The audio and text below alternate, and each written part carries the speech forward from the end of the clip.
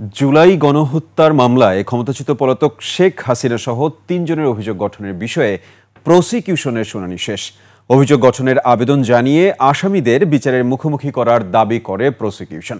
শেখ হাসিনার পক্ষে অভিযোগ গঠনের শুনানি ৭ জুলাই নির্ধারণ করেছে ট্রাইব্যুনাল। মঙ্গলবার ট্রাইব্যুনালের চেয়ারম্যান বিচারপতি গোলাম মর্তুজা মজুমদারের নেতৃত্বে ৩ সদস্যের ট্রাইব্যুনালে আসামিদের বিরুদ্ধে সুনির্দিষ্ট ৫ অভিযোগের উপর শুনানি হয়। বিস্তারিত শাকির আরজুর রিপোর্টে। সুপার ফ্রেশ ফর্টিফাইড সয়াবিন তেল, শুরু হোক হেলদি লাইফের জার্নি। মঙ্গলবার দুপুরে আন্তর্জাতিক অপরাধ ট্রাইব্যুনাল থেকে সরাসরি সম্প্রচার করা হয় শেখ হাসিনার বিরুদ্ধে অভিযোগ গঠনের শুনানি। শুনানিতে চিফ প্রসিকিউটর তাজুল ইসলাম ২০০৯ সাল থেকে ২০২৪-এর আগস্ট পর্যন্ত আওয়ামী লীগ সরকারের আমলে ঘটে যাওয়া খুন গুমের ঘটনা তুলে ধরেন। বলেন, জুলাই আগস্টে দেশ জুড়ে যে গণহত্যা পরিচালিত হয়েছিল তার নির্দেশদাতা ও উস্কানিদাতা ছিলেন ক্ষমতাচ্যুত পলাতক সাবেক প্রধানমন্ত্রী শেখ হাসিনা।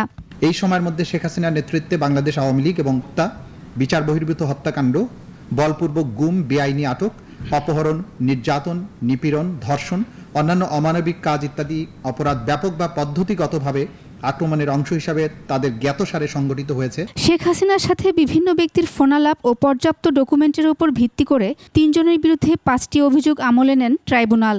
মঙ্গলবার শেখ হাসিনার বিরুদ্ধে সুনির্দিষ্ট 5টি অভিযোগের বর্ণনা দেন চিফ প্রসিকিউটর। ১ নম্বর অভিযোগে গণভবনে ১৪ জুলাই বৈঠকে উস্কানিদাতা হিসেবে শেখ হাসিনার নাম আনা হয়। ২ নম্বর অভিযোগে হেলিকপ্টার ও ড্রোনের মাধ্যমে হত্যার নির্দেশ। ৩ রংপুরের আবু সাইদ হত্যা। ৪ চানখারপুলের ৬ ছাত্র হত্যা ও ৫ আশুলিয়া ৬ ছাত্রকে গুলি করে পুড়িয়ে হত্যা।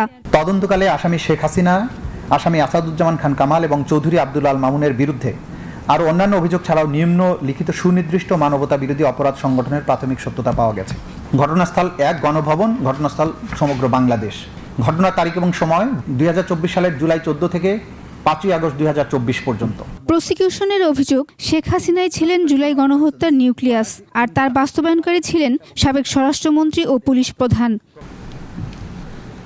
এরপর শেখ হাসিনার পক্ষের আইনজীবী অভিযোগ গঠনের শুনানির জন্য ১৫ দিন প্রস্তুতি সময় চান।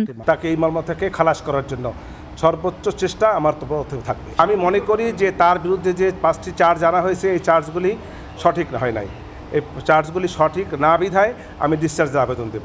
এদিকে অভিযোগ গঠনের শুনানিতে কোনো বক্তব্য রাখতে চাননি সাবেক আইজিপি আব্দুল আল মামুনের আইনজীবী।